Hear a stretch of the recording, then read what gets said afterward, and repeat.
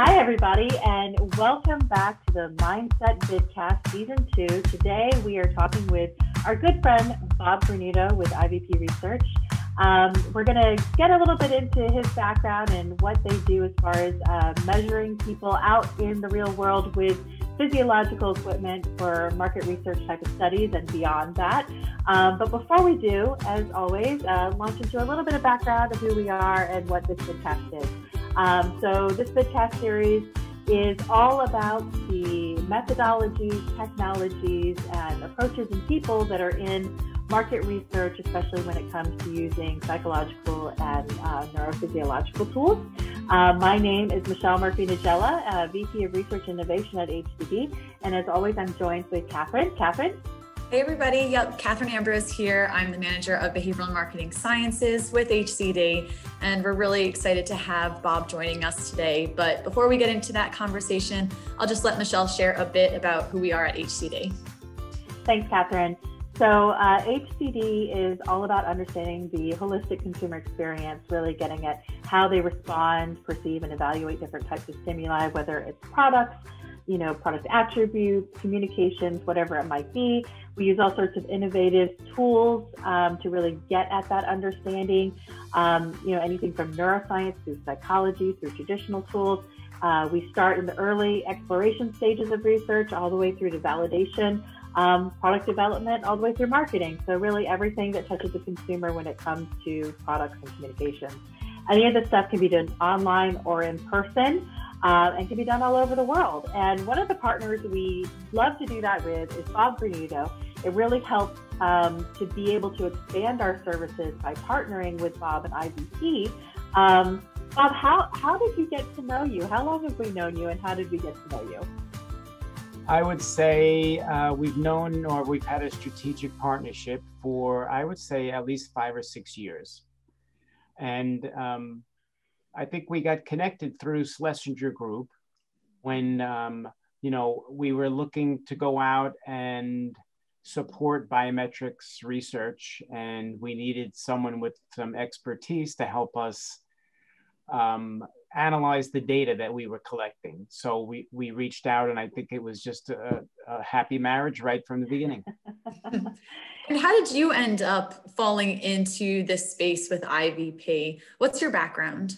Yeah, well, I started out, I was, believe it or not, in college, I was a TV film major. Perfect for the vidcast. And I worked in commercial television. I worked at Channel 5 in New York. And there wasn't a lot of growth opportunity at the time because, believe it or not, and I'm going to really show my age here, there was only like 6 or 7 TV channels available on TV. It was 2, 4, 5, 7, 9, 11, and 13. And 13, we know no one watched. But so to be, a TV in the TV industry, there was not a lot of opportunity available. So I actually saw an opportunity to get into corporate television, right, which was my next step. I actually got a nice job in an investment bank, First Boston at the time. And I had my own studio and editing suite and whatnot. And that lasted about 3 or 4 years. And then I actually answered an ad in an industry magazine for Citibank that was actually looking to build a research lab. And they needed someone who was involved with video to help them marry and observe video and technology with market research. At the time, to be honest, I did not even know what market research was all about. But I was like, wow, this looks really cool. So I jumped at the opportunity. And, that was 25 years ago. And the rest is history. And, I started my own company at some point. And here we are today.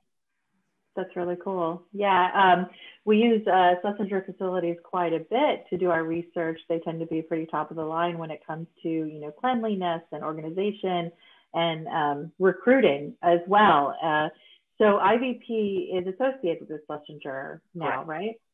Yeah, so about 10 years ago, Schlesinger, at the time, Schlesinger Associates, was a client of mine. And at some point, like I said, about 10 years ago, they approached me and asked me if I wanted to sell the company.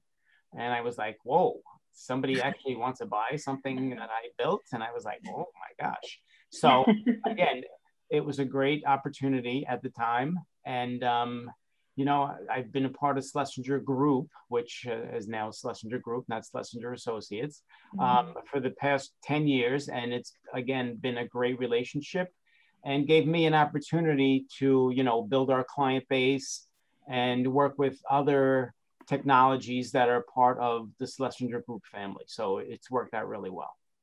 So you've really been, you know, sort of at the forefront and the beginning of people incorporating sort of these extra tools, right?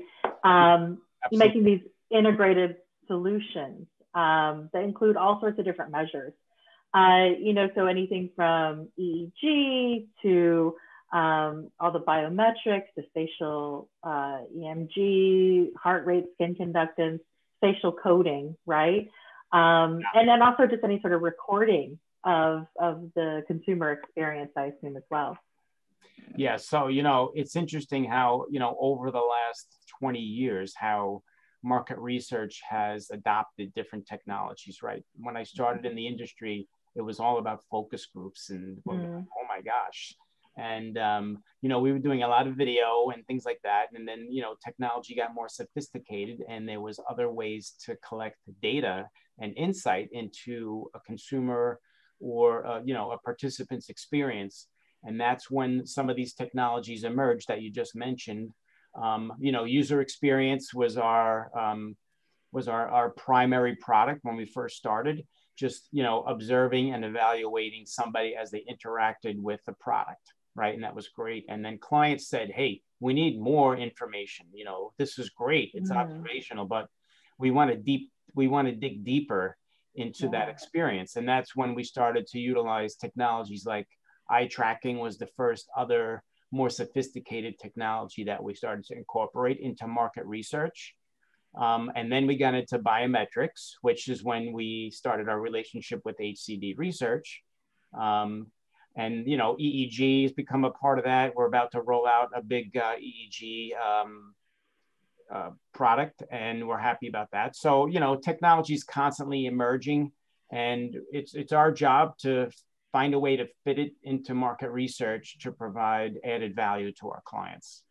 Absolutely. Yeah, it sounds like you really do listen to your clients and evolve with the times. As new technology emerges, you're really at the forefront of exploring it and also vetting out what is good to use and what may not be the best to use. But in terms of this past year and talking about meeting client needs, how have you navigated what was, as Michelle calls, the dumpster fire of 2020?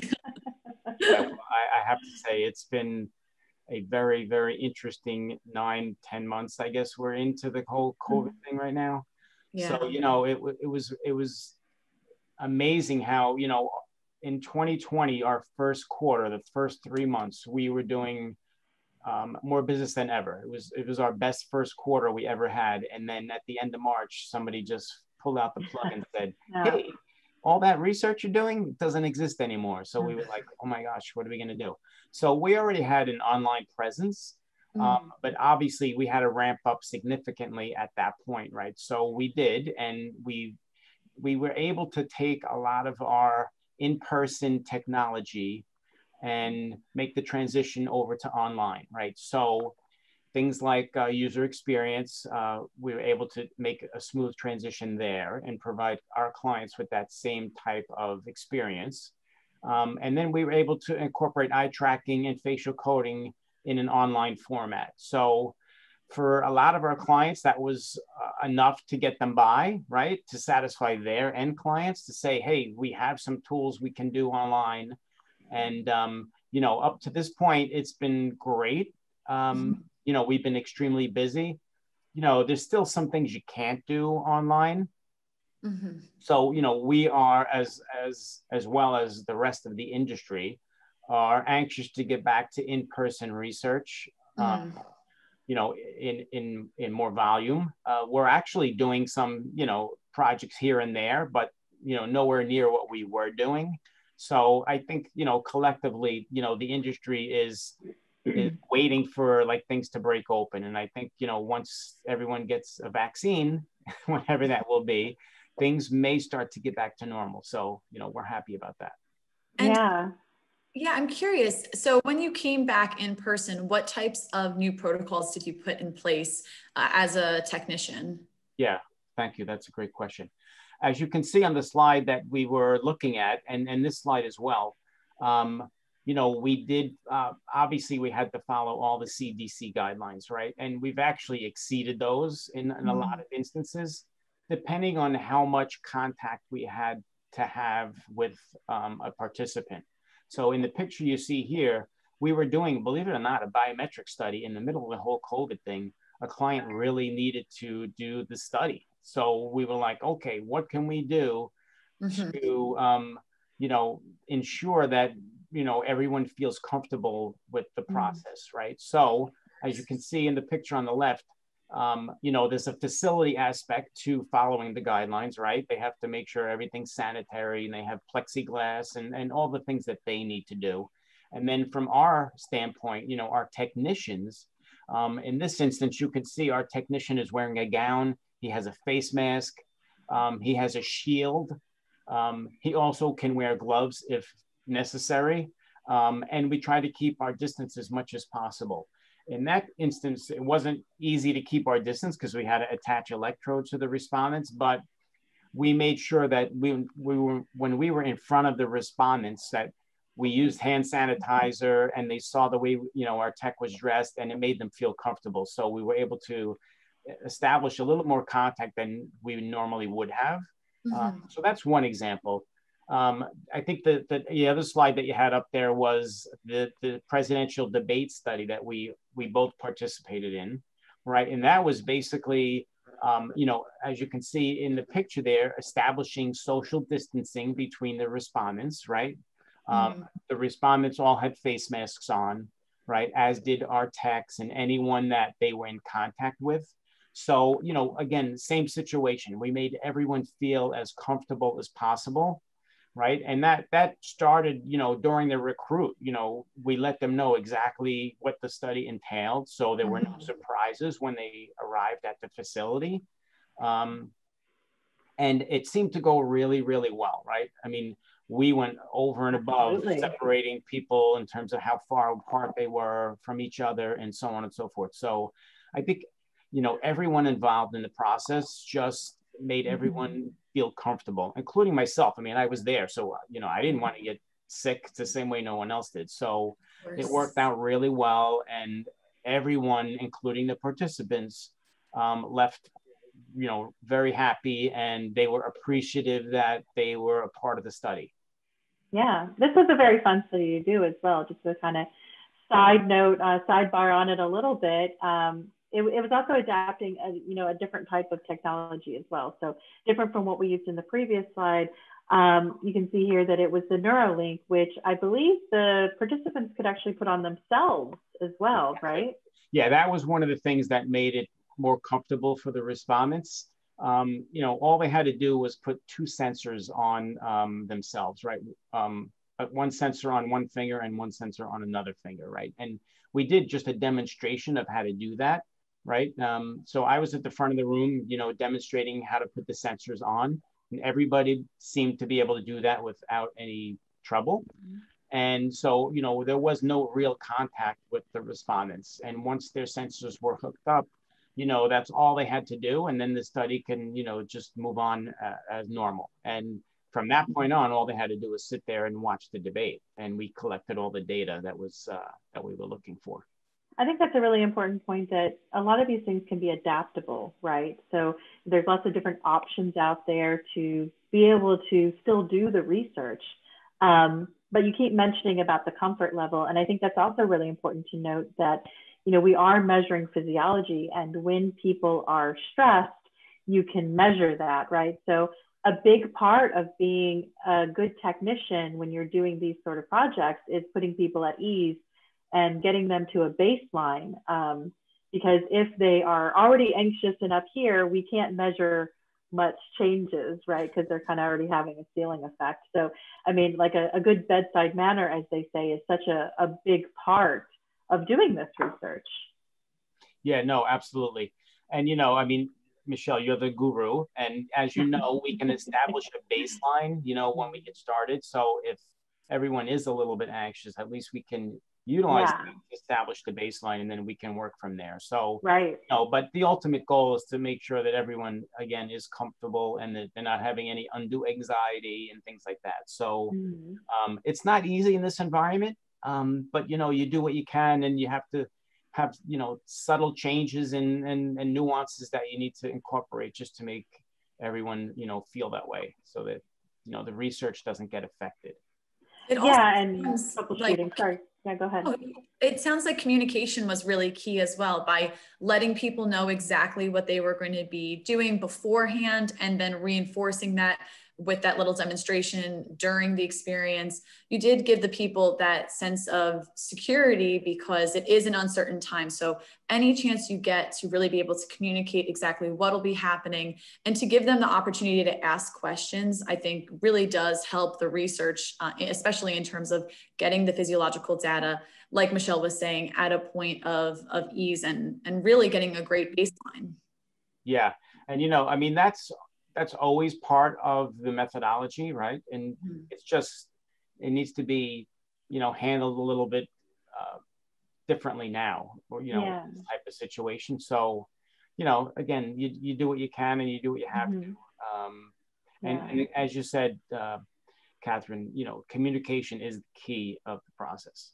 Yeah, and adapting, right? So I think another, bullet on here is being able to troubleshoot. And I think that has been a huge part about moving things forward during these times, is being able to make it work, right?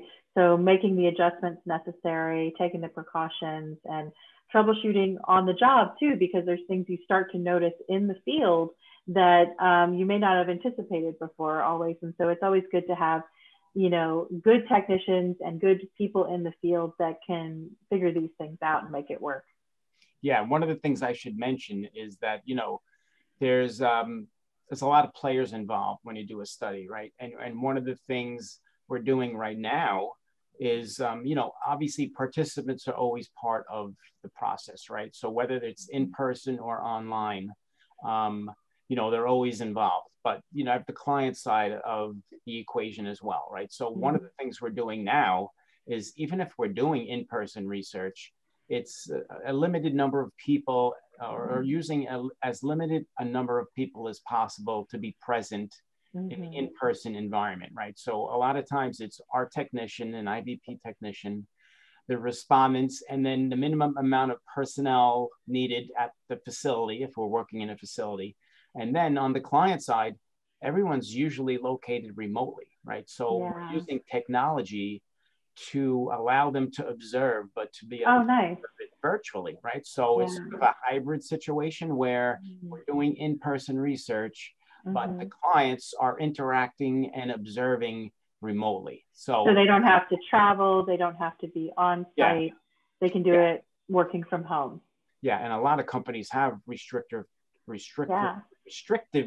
travel procedures. So, they're not able to come to the research anyway. So aside from the safety factor, it's just their corporate policy that they can't travel. It's just another level of accommodation there. Yeah, it's kind of the best of both worlds right now. Obviously, we're hoping that doesn't continue, much longer. But, right now, that's the way we have to do things.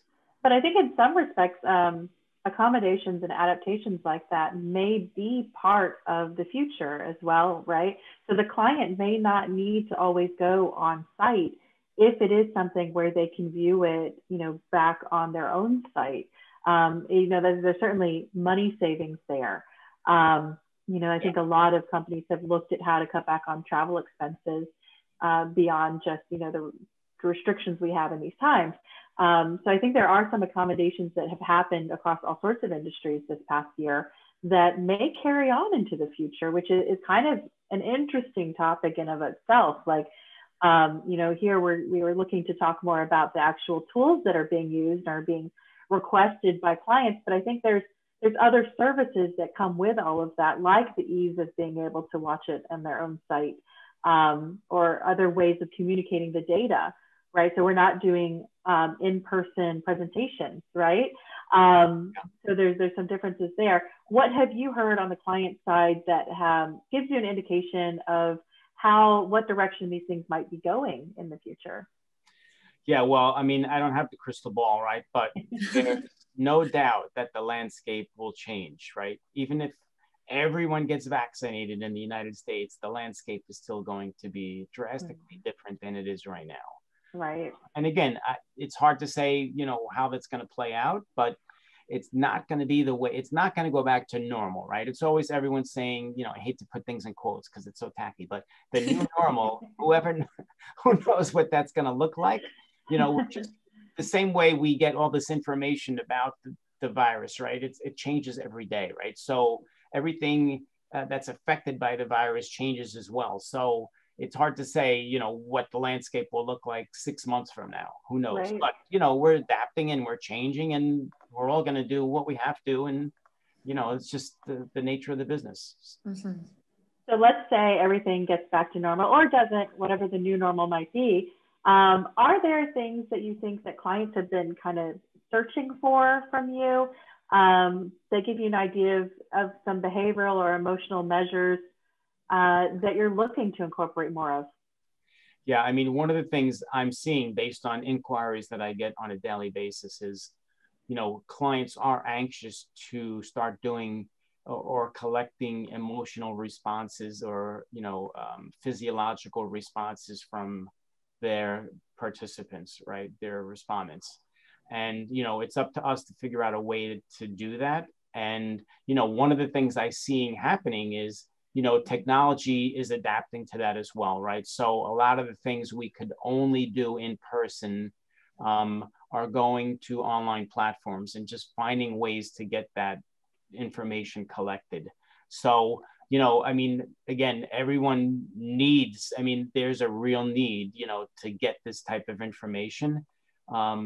So clients are just waiting for a solution, and, we're all in the same boat and we're waiting for solutions as well, right? Mm-hmm. So, whenever that happens, everyone's going to know about it. Trust me. So, hopefully. You definitely see more behavioral, more emotional measures in the future. Yeah, no, absolutely. One of the things about the industry, is always pushing the envelope to try to find different types of insights, right, into an experience. So obviously emotional and behavioral data is going to be, it's just going to be the norm at some point, right? I mean, it probably would have been way more normal to collect that type of information, had we not been in the middle of this whole pandemic. But, I think it's just a delay of the process, and it's going to happen at some point because, from what I hear and what I see people asking for right now, unfortunately, we're having to say we can't do that right now, or, it might be difficult to do right now. So, we'll see what happens. And there's a lot of people waiting for that to happen. That is a big part of it, is to really try to get innovative and get creative. This time has really allowed everybody as researchers and as scientists, but also as clients, to kind of find new paths to really try to answer these questions, because like you said, it's really something that everyone is interested in getting some type of insights into, but it's really trying to figure out the how do we get to that point is important to continue to consider and to continue to brainstorm about. Yeah. And, one of the things, there are tools that we can provide right now, right? Like we mentioned facial coding early on in the conversation here. That can be done online, and it's pretty easy, right? It's just using a webcam and some software to capture a participant's facial expressions, right? So we can do that without any problem. But, a lot of clients need to dig down deeper into the data and get a little bit more sophisticated. And so that's unfortunately not as doable right now. We talked about EEG as well early. It's, you can get the technology to the respondents, right? But how practical it is and what the logistics are another matter, right? Because, you're at the mercy of, participants working or participating from home. So, it's hard to control situations like that. And then, there's a cost issue, right? Like an EEG headset, it's a $20,000 headset. You don't want to really be sending too many of those out to participants. So again, all that plays into this. And again, there's a happy medium along the way, but unfortunately you have to make a lot of compromises, right, in the data that you're collecting. So at some point, maybe we'll get back to, where, the data collection is much simplified, and you don't have to deal with all the factors that we're dealing with right now. But maybe the accommodations we have made it more accessible, right? So there will be these ones that are available online. They're a little lighter, right? But then these more in-depth ones that also can be light or heavy. So maybe with the increase in options that, helps fulfill the need of additional behavior and emotional measures for clients. Yeah, for sure. One of the things I keep saying is, when this all plays out and we get back to whatever is normal, I think the industry as a whole will be better off for it, right? Because we've come up with other solutions, right? So we're just going to, we're not going to stop using those solutions, right? We're just going to incorporate them into what we always did, right? So now there's even more options for a lot of our clients than there was before. Absolutely. Needs can certainly drive innovation. Right? Yeah, no doubt. Yeah. So what do you say when you're talking to clients or the researchers that you work with? Because we've certainly heard people say this, that they are nervous about returning to research. Again, I'm not sure even how to respond to clients. All I can do is I kind of just lay out the facts to a lot of our clients, right? And say, hey, here's the situation, right? It's up to them to decide if they're comfortable or not comfortable in the particular situation. So, a lot of times, not only the technology, but the research has to compromise also, right? So, right off the bat, some clients want to do something, they'll either come to the realization, or you have to, tell them that's not doable. It's just not going to fly because there's too much, liability and, in terms of, the contact and this and that. So, there's a lot of factors involved. So everyone kind of has to come to the same weigh it out. Yeah, that, what's going to work. In other words, and Michelle, we've talked about this a gazillion times with clients. It's like, first of all, let's talk about your research objectives, right? Like, what are your objectives? And then we try to figure out, okay, how could we satisfy those objectives? And now it's not only do we have a solution, but is it a solution that's viable in this type of environment, right? So at some point you'll say, okay, to meet your research objectives, we're not going to be able to do what you want, right? So we might have to compromise. They have to compromise on the research. We have to compromise on the technology. And then it's either going to happen or not happen based on, what we decide. Yeah. So much of it seems to be setting expectations. And I think to your point, you just being very open in your communications, like talking about all the risk factors, talking about what can be done or can't be done. It's just definitely communicating everything. Yeah, no, for sure. The third part of the equation, which I didn't really bring up, is, the respondents, right? You have to be able to recruit people, right? So if you go out, if the first 5 people say no way, then you have a problem, right? So you have to switch gears and try to come up with a different solution. I find it to be really interesting to consider how you were saying that sometimes you do have to compromise on this technology, but I would argue also that it may just be rerouting the design of it so that way you still do reach those research objectives. It's just in a different way. You took a different fork in the road. You took one way versus another. And it's still, there are tools to get to those answers. It's really just a matter of, like you said, a little bit of give and take and finding a compromise to really discuss the best way to design the research to answer your questions. Yeah, no, for sure. And again, as we've been saying through this whole conversation is, communication is the key and expectations is also the key, right? You don't want a client to have false expectations, right? Because at the end of the day, they're going to be disappointed if their expectations are not realistic, right? So we don't want that to happen. So again, that communication is a key aspect of the process. Wonderful. Well, thank you so much, Bob. This has been a great conversation as always. I love going to conferences with you and chatting, and so hopefully we are able to do that again someday. And I know we will be able to.